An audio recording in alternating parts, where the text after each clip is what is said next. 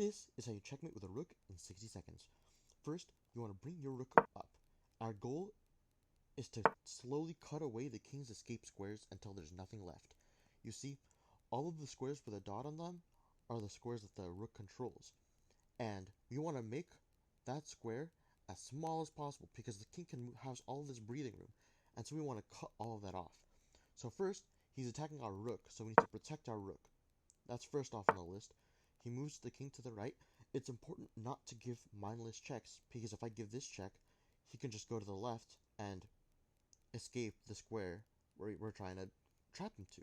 So, we want to cut off these escape squares. You can see this square is slowly getting smaller. You see that? It's so small already. He's trying to run his king. We can go here, and if he attacks our rook again, alright, so he doesn't choose to do that, so we can start bringing our king in. It's important that we bring our king in whenever we possibly can, just to make sure. Yeah, you can see, look at that 2x2 square.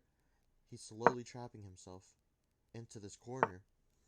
And here, I can't move my rook, or else that'll make the square bigger. So I'll just move my king. He goes there. Here, it's okay to give a check because I'm forcing the king off of this line right here, and the king can't really escape anywhere. And so, I move my king. He has to move downwards. If I give this check, he can just take the rook. So I want the king to go in that corner so I can get the checkmate. So I'll just slide my rook one square, pass the turn back to him, and after he moves his king, that's a checkmate. And also, normally when they move to the right, you can move your rook over and cut them off like that. But on the off chance that they move backwards, you can actually move your king, because your king is also a piece, and it helps protect these front squares. And after the king moves over, then you can cut off like that just to make sure the king can escape out this way.